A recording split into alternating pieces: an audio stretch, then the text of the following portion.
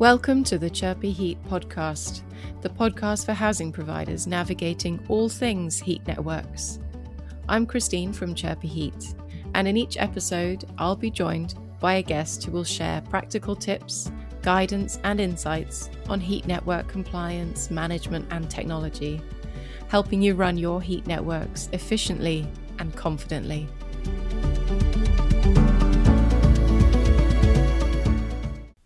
Hello, and today we'll be having a chat with Jon Lenton, Regulatory Director at the Energy Ombudsman. So hi, Jon. Good to see you. Hi, Christine. Good to see you. Thank you for inviting me on. Wow, you're welcome. Yeah, thanks for joining us. So we wanted to talk a bit about housing providers running heat networks and in relation to the Energy Ombudsman, because last year, 1st of April, a new dispute resolution regime came into force. So that was the date that customers of heat networks could escalate their complaints to the Energy Ombudsman. Perhaps then you might be able to take us through a bit more detail on what's changed and also why it's changed. Sure. So we've been operating in the heat network sector for a number of years through our partnership with Heat Trust, and we've been dealing with complaints about Heat Trust members for a number of years. Last year, we took on our statutory responsibilities as the ADR scheme for the whole heat network sector, and we've been available to help with unresolved disputes for coming up to a year now. And then we've had the Ofgem assume its regulatory responsibilities just at the end of last month, which obviously means that we can now factor in the regulation into our decisions as well. Brilliant. Okay. And how might that look different then for heat networks or for housing providers operating and managing heat networks? I think as probably a lot of the audience already know, the regulatory regime introduces lots of new standards for heat networks to follow. So, for example, requirements to treat customers fairly, clear and transparent billing, support for vulnerable customers, that kind of thing. And so obviously in future, as we receive complaints, we'll be taking those regulatory standards into consideration when we decide whether a consumer's been treated fairly or not. Yeah. Okay. Thank you. So at Chirpy Heat, one of the things we do is support housing providers to register with the Ombudsman. We do see them struggling with it somewhat. I wondered actually from your perspective, what are you seeing in terms of the numbers of housing providers getting registered and maybe any issues that they're coming to yourselves with? Yeah, so I think it can be confusing. So I'll just explain what registration actually means, because the rules that came into play last April means that effectively all heat networks are members of our scheme and are bound by our rules, which basically means that they should be allowing their consumers to make a complaint to us if they've complained to the heat network and haven't been satisfied with the response. So those powers are in play, but of course we need to know who the heat networks are. We need to know their contact details so we can allow people to set complaints up with us, and so we can get in touch with the heat network to let them know there's a complaint and to ask for their evidence pack.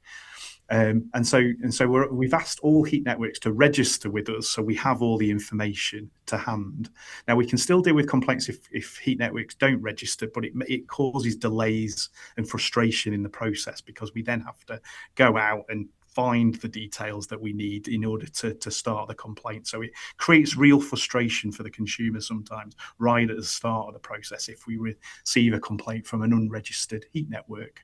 So we have been doing a lot of outreach work over the last year to try and encourage all heat networks to sign up, and Chirpy Heat have been really helpful in getting that message out there to heat networks.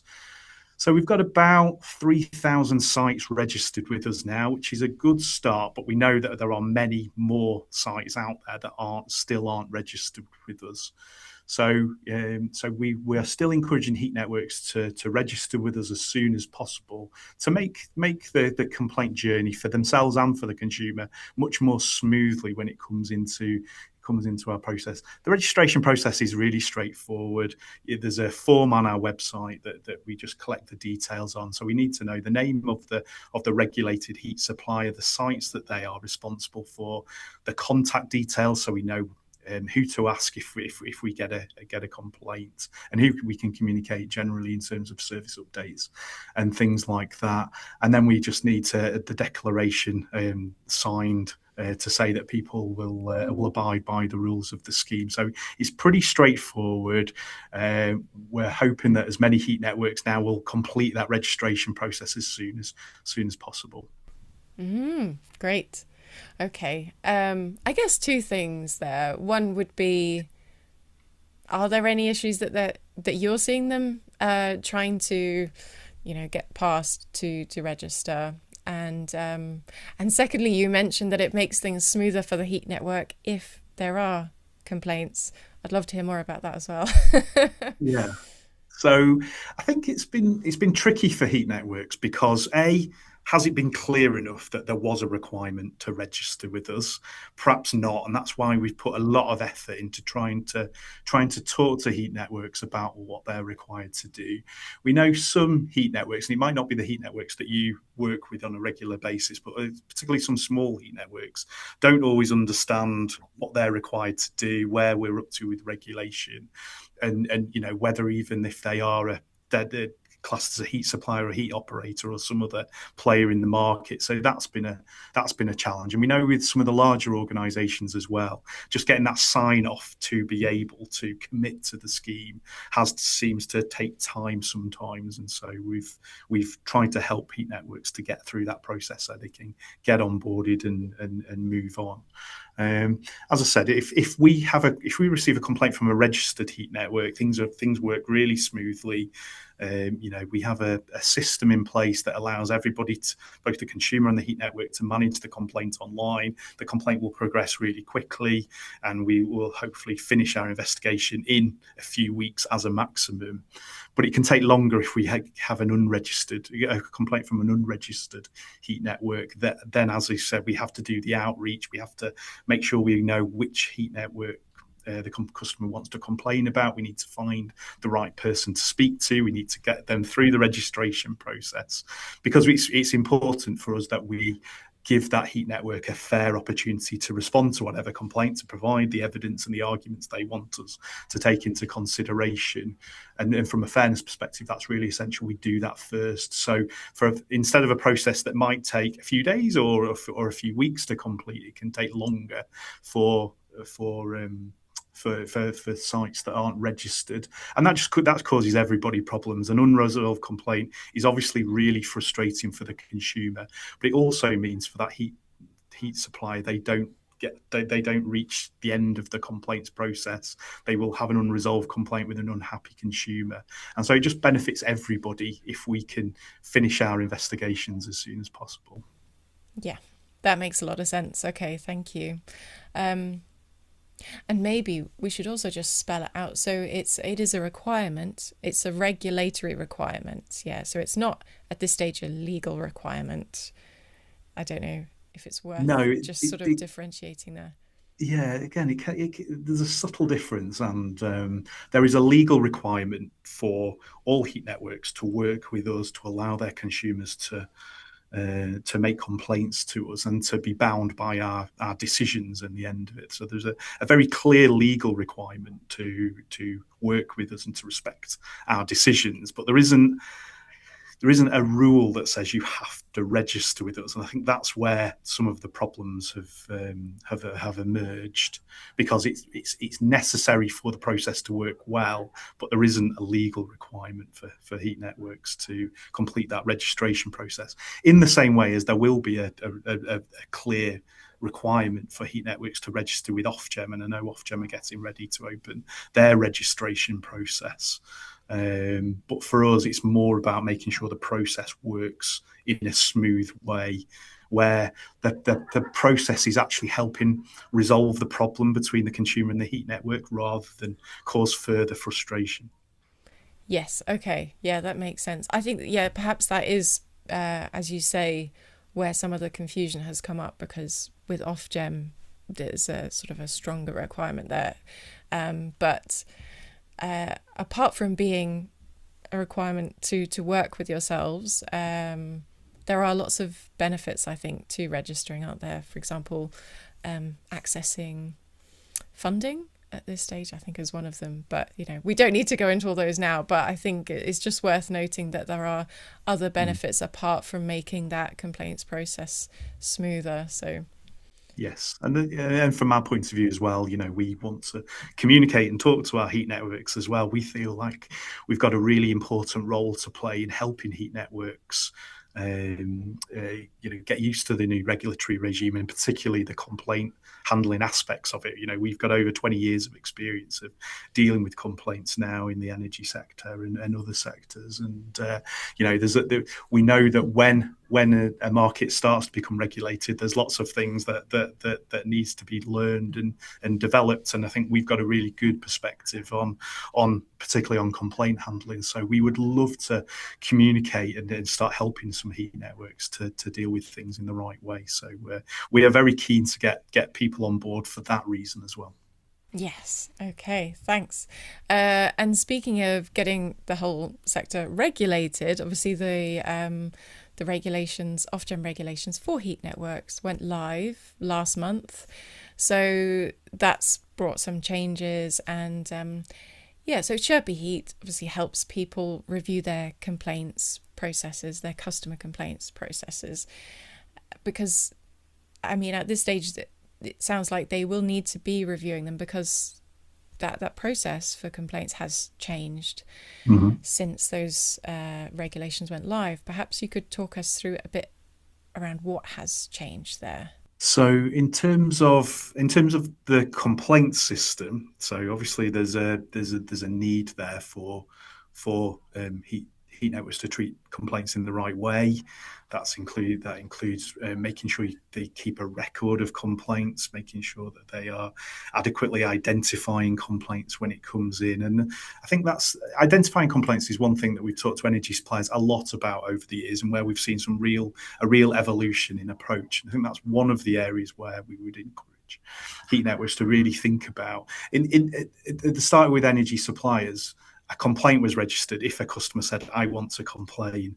And we've got a much more sophisticated approach these days, where the vast majority of energy suppliers will be looking at the tone of a consumer's correspondence, the way that they will talk about a problem and looking for a resolution, rather than expecting the customer to say the word complaint for a complaint to be made. So we would definitely say, think about identifying complaints, because we think the more suppliers identify when a customer is making a complaint, the better chance they have of resolving it. They need to be responding within a timely manner, and they need to make sure that their complaint process finishes in 8 weeks at the most. So the regulations say that the heat suppliers have 8 weeks as a maximum to try and resolve the complaint before they need to tell the customer that they have the right to use the Ombudsman if they're still dissatisfied with a complaint. So heat networks need to think about how they can respond and resolve complaints within that kind of timescale. Yeah, okay. So there's some interesting challenges there, but thanks for spelling that out. And obviously one important part of the new regulations are the consumer protection and vulnerability requirements. So, for example, we've got billing transparency and back billing. I know that's all included in that as well.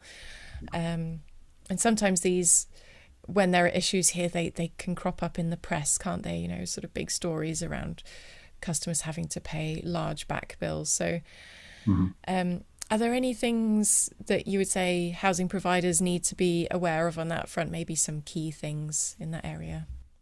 Yeah, I think there's lots of requirements on billing, and actually billing is one of the big areas of complaint that we receive in heat networks. Heat networks complaints are relatively low, so at the moment we're receiving about 20 complaints a month. So that is tiny in comparison with energy supply, even when you factor in how many customers are on a heat network at the moment compared to a traditional gas and electricity network. But still, numbers are low, which seems like that's a positive for the sector. But we receive lots of complaints at the moment around billing, so accurate billing, disputes over the accuracy of charges, whether people have been put on the right tariffs and that kind of thing. And then service outages is the other main issue that we receive complaints about. So whether somebody's had one long outage where they feel it's taken too long for the heat operator to get them back on supply, or lots of intermittent problems over a period of time. So they're the main issues that we see. Now there's lots of things in the regulatory framework now that will hopefully address some of those things. So clear and accurate billing.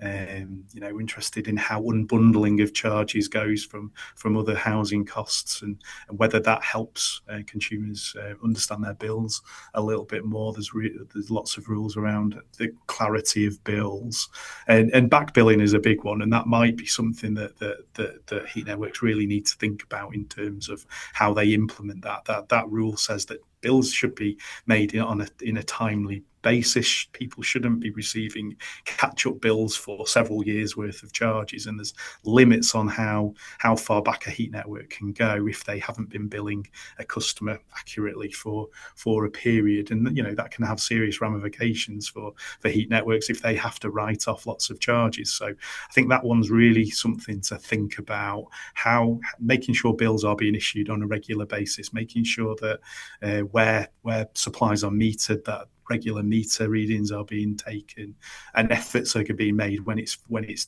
tricky to obtain a meter reading from the consumer. Those kind of things will make sure that bills are as accurate as possible, and therefore back billing doesn't happen on a regular basis. Brilliant. Okay, thank you. I guess finally, I mean, what would you hope for, let's say, a year or a few years from now, for the customers on heat networks, and also for their housing providers? What would be a really good outcome? Yeah, well, it's a really interesting time, isn't it? I think we've welcomed the introduction of a regulatory regime in heat networks. Having worked in gas and electricity supply for a number of years, it feels to us as though this is a really important market now, and a really important sector that will grow. And it's, I think, to make sure that consumers are comfortable and confident in moving onto heat networks where they may not have been on one before, actually having the confidence that there is a consumer protection framework in place is really important. So, and I think it's an exciting step forward for the sector. I think on the flip side, there are challenges here. Lots of heat networks are starting from different places. So some heat networks will find compliance relatively easy. Some other heat networks will find it more of a challenge. And there will be a period, I think, over the next year or maybe more than that, where there's a real focus on making sure that all heat networks can move to the kind of the standards that are now being set. And I think there needs to be some understanding, but also there's some challenge for heat networks in how they do that. So we are looking forward to being part of that. I know Ofgem are interested in the insight that we can provide, both in terms of the challenges consumers face, but also the challenges heat networks face, and in terms of supplying services. And while it's great that we're looking at similar protections for heat network customers compared to gas and electricity customers, there are also some really important differences, both in terms of how services are delivered and also the types of organisation that are involved in supplying heat networks. So there's lots to think about. I think, as I said, the regulatory framework is a really exciting step forward, but there'll be lots of thinking to be done in terms of what the regulatory approach is, how this evolves over time, and how we can really encourage the UK to adapt heat networks in the way that we need it to.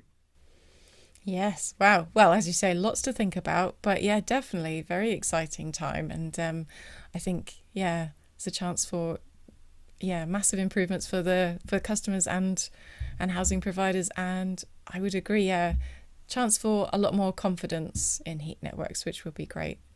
Well, that we've covered a lot. So just want to say thank you so much again for coming on. Thanks for sharing your thoughts and all your knowledge on this subject. It's much appreciated. Yeah, my pleasure. Thanks, Christine. Well, that's a wrap for today's episode of the Chirpy Heat podcast. We hope it's given you clear, practical steps to support you in managing and operating better heat networks. Remember, all our show notes, guides, and resources are available at chirpyheat.com. For any further support, you can contact our customer team at client.relationships@chirpyheat.com. Thanks for tuning in, and we'll see you in the next episode.